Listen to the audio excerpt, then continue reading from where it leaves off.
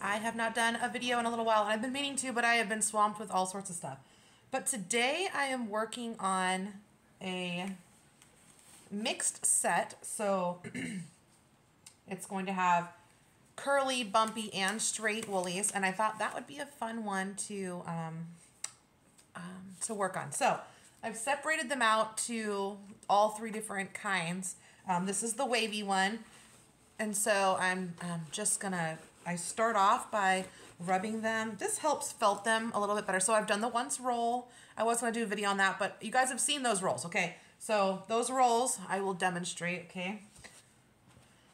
Because it's been a while since I did a video and I don't know who's, you know, watching or who's new, but if you haven't, if you're seeing this one and you haven't watched my other ones, watch my other ones because those are a good starting point, okay? Let's see. Oh, I do have one that we could start. Oh, the reason I didn't finish this one was because of water. Well, there might be enough. Okay. So this one is actually pretty wide. This is a piece of roving. This is Wensleydale, okay? And which can make, they get pretty thin. They felt down pretty much. It's not a very thick wool. So this is half of a piece that it comes with. I'll show you what I'm talking about. So when it comes in a big old ball that you unroll, this is what this is the width that it comes in. So the size that I'm doing right here is a bit bigger than a pencil. This is for a custom set, so that's why I'm doing it like that. Oh, okay. The ones that I'm doing in the bowl that I'm texturizing and stuff today are not this big, but I'm going to show you just how I kind of do this because we are sitting here. I might as well start, okay, with this one. So if you are just now following my videos, this is the first roll. Some people do a wet roll, I do not. I don't know, it just seems pointless to me. I don't know, that's just my take on it. Everyone does it differently. So this is the very end of a warm, soapy water bottle. Hopefully it's enough to get through this, but it's thick, so I don't know, we'll see. That's why I didn't get to this one. Oh, maybe it was because of the baby actually last night. So maybe there's just enough. I'm just squirting this a lot just because it is a thicker piece and I do want it. It is hard. It's more work to felt the thicker ones. It's more wool. You really have to get that done well. So I'm rolling pretty firm.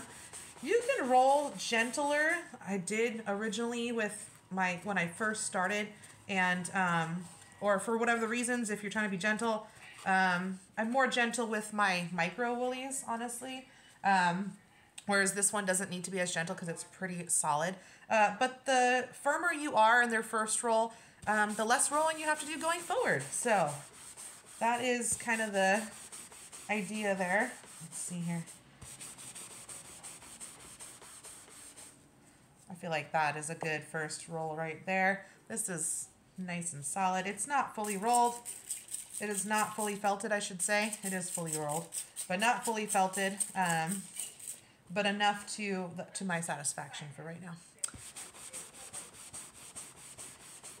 When you're doing something like this, or with any of your locks, your woolies, you want to pay attention to where it may become bulky. You know, when you separate locks, it is not even and perfect. You want to make sure you're paying attention to it not getting too bulky in certain areas. So you want to pull it. Also, if you don't want your ends to be blunt, you want to pay attention to that. Sometimes you just feel and you can just kind of pull. You don't want to pull hard. You want to be gentle because you don't want to pull out what you have, right? But you want to do it enough where, come on. Okay. You want to do it enough so that you have the ends and the lock as even as possible. If that's what you're going for. If it's, you know, most people don't want it to be like too bumpy until you actually mean to texturize it. But I guess that could be a means of texturizing prior to what I do. So, you know, whoever wants to do it that way can do it that way. This is, my client wants thicker dreads, but she definitely wants loose, wispy ends. So that is what I'm creating today. Let's see if I can get this last bit. Come on. Oh, like this. It's at the very bottom. Okay.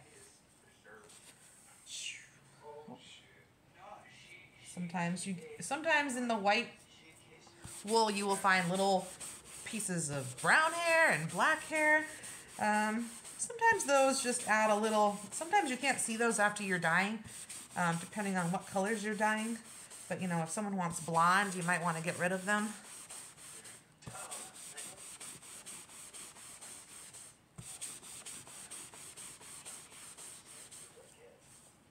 Now, these don't look like they are going to be bigger than pencil. What is happening with this hair right now? It's like stuck to me. Okay. These don't look like right now that they're going to be bigger than a pencil, but they will puff up when they're dry. This is just what they look like when they're wet.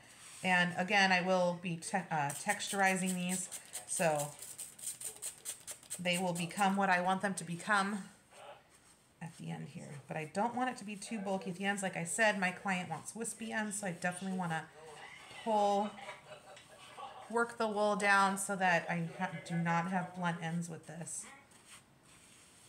Always something to think about when you're making stuff. Okay. See how it tapers down nicely? That's what I want. I do not want it to just have bulk, bulk, bulk, and then a tiny little tail. I want to have some workability here, okay? All right, here we go. This is my first roll, okay? So let me restart. Oh, I can show you how. So these look like this. This is, again, not fully rolled, but this is what it looks like when it's dry. Again, you can see like this part compared to this part is still, I can pull this apart if I wanted to. This one got a little bit tighter, but I can still pull that apart. So this one does require more felting, and I will get to that. That's not what I'm working on right now. Maybe later, but this first one here I want to get on the dyeing table. So so that's how I do my very first roll. So these have already had their initial roll, right? Okay, cool. I'm glad we're on the same page now.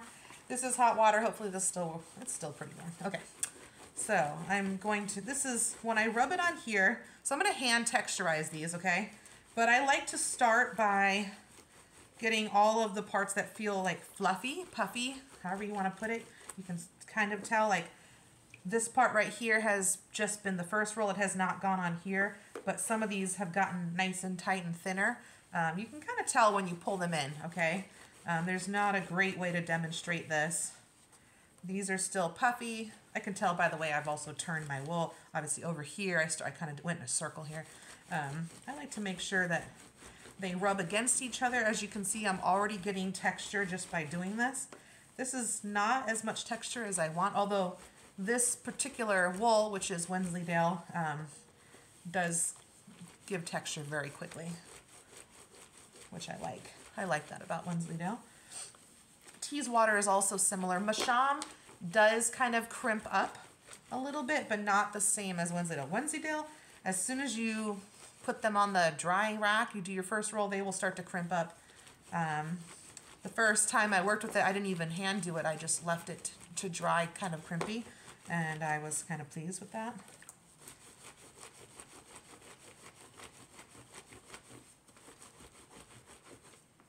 Doing this all together is just less work for my hands when I'm doing individual. Although obviously I'm still doing this with my hand. Doing it in a bulk amount like this does kind of cut back on the amount you have to do individually.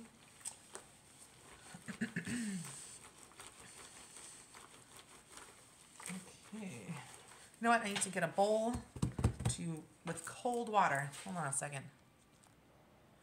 Okay, bam, back with cold water. So this is no soap in it. It's just a bowl of cold water. I could do ice. I don't have any ice, so I'm not doing ice. It's just cold water. It helps to kind of, in the process of felting these, I just think it works nicely. This is already what the texture is, which is more of a, when it dries, it'd be more of like a crimpy, bumpy kind of. So I'm gonna roll them in the hands. Bum, bum, bum.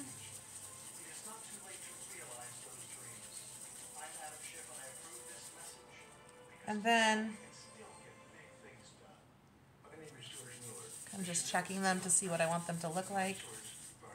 Let's see, I will open this one up and we can kind of take a look. So now we've got a bit more wave to it. I might want a little bit more. I don't want to lose my length though, so the more crimped you go, if you're not planning for it, the more you will shorten your locks. Okay.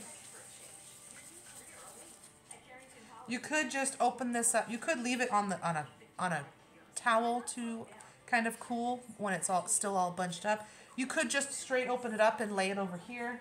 I'm just gonna put it in water this time.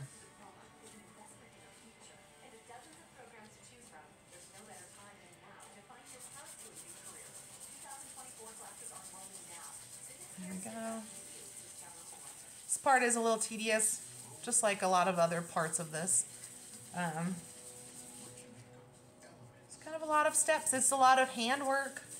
That's why some people do the washer method. I mostly stay away from the washer method. I like to have a little bit more control over what's going on with my locks. You know, once you put it in the washer, you don't know if you are, what it's going to come out for. And unlike other people, so I've talked to other people where they have a washer where they can stop it every, few minutes to check it. My washer doesn't really do that.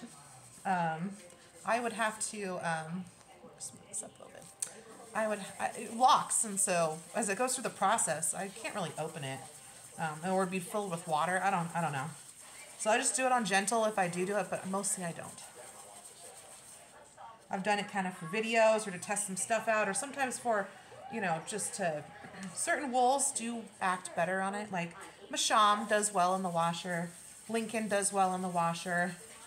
I think Wensleydale does well in the washer. Definitely on gentle, but you can't control it the same way. So I like to do it this way. Sometimes you can do 2 at a time. I do occasionally do 2 at a time, but when you unravel, I do that a lot with micro woolies because they're so small. Doing this with each one of them is a pain in the butt, even more tedious. But let's see. When you unroll them to have them be separated, you might undo some of the texture you created. So.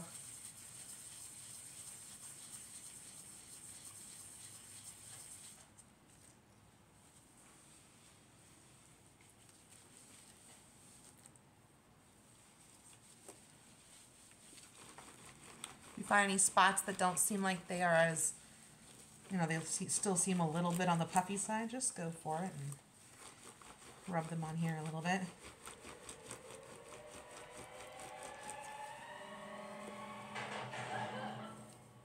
I better turn down my TV. I put on a movie, but I don't think you guys want to hear.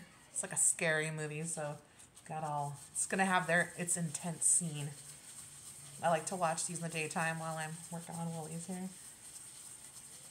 Can't watch them at night anymore. I don't know, since I had kids, movies freak me out more. I don't know. I've always been like, my favorite thing to do on weekends as a kid was go to the, video store and pick out a movie from the horror section and watch it all weekend, do a pull-in all-nighter. I was only a child, so I did it all by myself, but now, since I had kids, I got weird about it. Because I'm alone in the house with kids and I have to think about what would I do. It makes me think too much about what would I do if this happened? What would I... Because it would be all on me. I'm the adult now. At least when I was a kid, it would be like, Mom!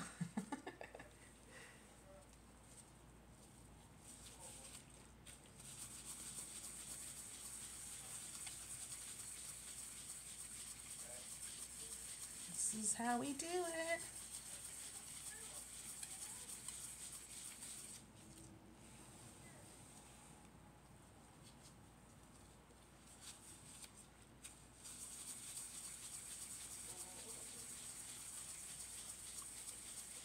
I think this is 25. The full set of 50, and I think there's 25 of this one. Maybe 30? Because I know there's like 10 of the other two. Or maybe it's 12 of the other two. Okay, yeah, that makes sense.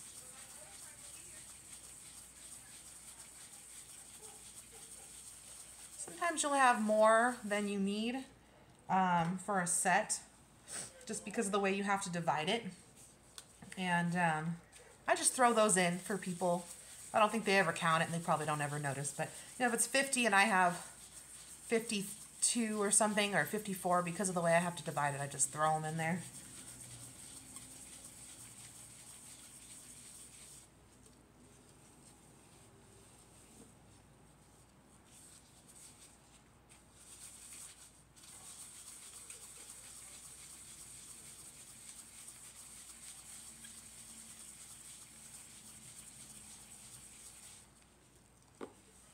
I do have some plans to do a really fun Dreadfall collection. More for kids. I think I'm gonna do like Disney princesses. And so I am kind of saving my extras right now because I'm gonna throw those all in. But if it's too long, I'm not gonna do it because I think I'm gonna do shorter ones for that.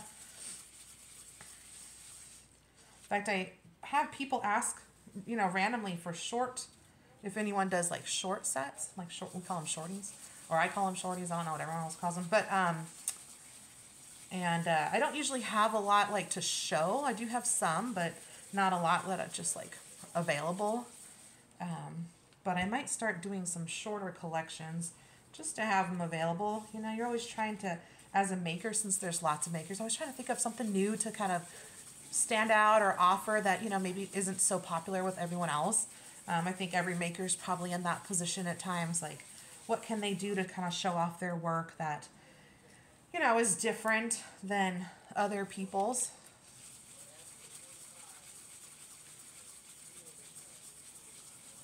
Start to feel it like in the shoulders, in the upper arms. Sometimes I'm good and I don't feel it at all. And then sometimes I'll go a period where I haven't done these for like a week, and then all of a sudden I'm doing them and my arms get sore. Take a little rest. Too many to do, no time to rest. So this set needs to be finished felting and dried.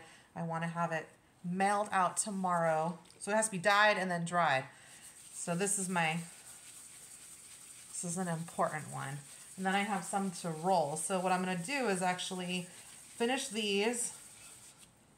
Probably hang them. I'm going to hang them to dry. And then I'm going to do the straighter ones and roll those ones.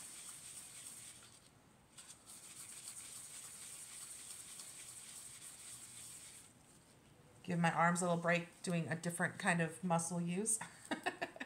And then I'll go back to rolling. So the other ones are BFL, and they are going to be more bumpy. So these ones are going to be wavy, and then the other ones will be bumpy, and then we'll have some straight ones. And the straight ones, I'm using the wool called Falkland, which you can create wave with those ones, or bump. Actually, they're pretty versatile, but they are not as easy to felt.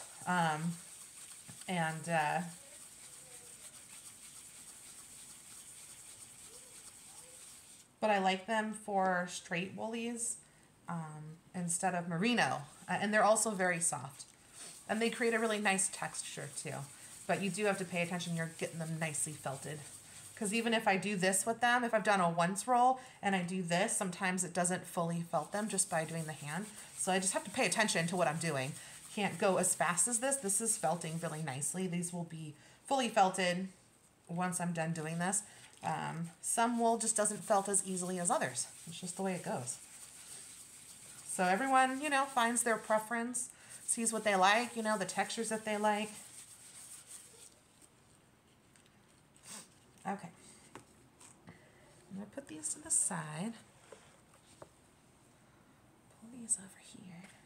My little bowl of wool pasta. Little ramen noodles. My daughter used to say brains. Brains. I feel like a scientist. Okay, so. Okay.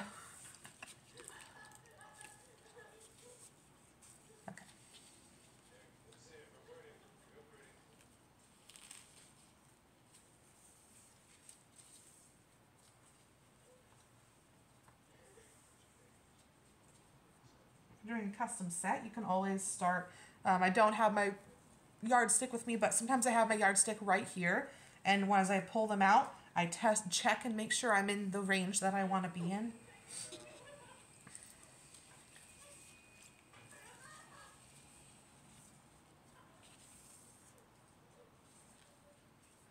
Sometimes the beauty of hand doing this is that you don't tend to get any over felting, but sometimes with some of the wool, your ends will start to kind of felt up, and then you kind of lose the tapering of the ends. So when you're pulling them out, this is the time to kind of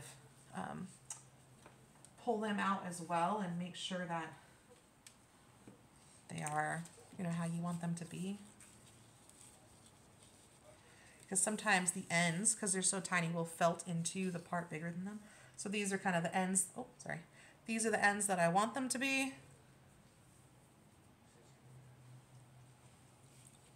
I'll show you one that ends up felting itself, or one that I want to check when I get to it. Oh, these ones are good. Like I said, when you do it yourself, you have a lot more control in it and what's happening.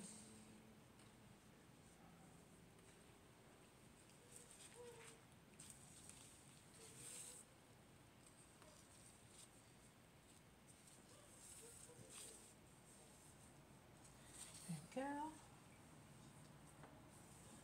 Too many sets going on right now. Okay, there we go. Make a little opening. I'm working around the other ones. Okay.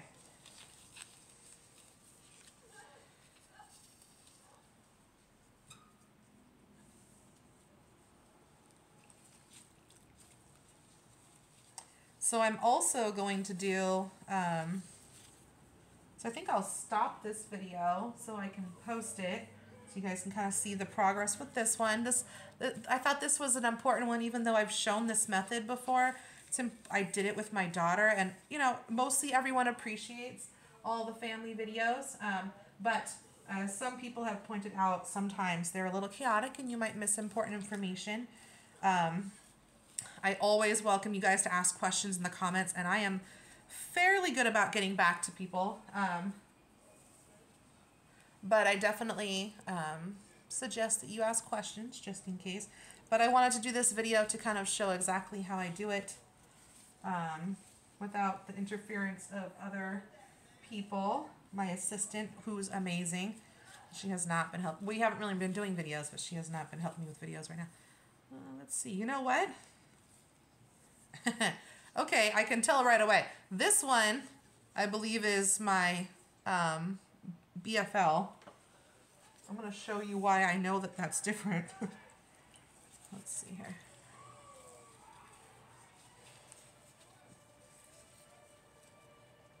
It's snuck in there. Sometimes you can't tell the difference before they're texturized. Okay, so I'm going to just, can't show you. I'm going to move this.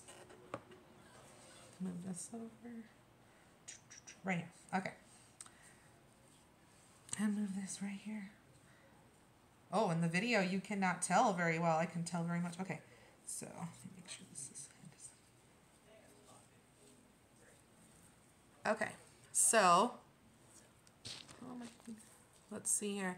This one is wavy, and you can see this one has a lot more bumpiness to it. I did them the exact same way, but this is the difference between textures. This one is more of a crimpy, bumpy texture, and it's going to look more knotted now, and this one is going to be wavy. Can you tell the difference? You can just tell they have a different, like, wave. It's just a different texture to them. So that one snuck in there. That's okay. I was going to do those anyway, so no problem. All right, I'm going to finish this part up, and then I'm going to do another video, and then you guys won't see it today, but I'm going to do it over the course of this next week. I will show you my dyeing video. Woohoo! Okay, thanks for tuning in. Like, subscribe, follow my page. I give lots of tips. Please ask me questions in the comments. You can find me on Facebook. Dreadful Colors is my business name. You can find me on Instagram, also under Dreadful Colors. I used to be Holly's Dreadful Colors, like I am on this page, but I dropped that because I'm getting confused with other people named Holly, because apparently a lot of people named Holly like woolies and make woolies. So my name's still Holly, and I'll still keep that as my YouTube channel. But if you are looking for me elsewhere, I'm also on TikTok. So Holly's, not Holly, blah, ignore that. Dreadful Colors, 2 words. Find me on Facebook, Instagram, or TikTok. All right. Thanks, everyone. Bye.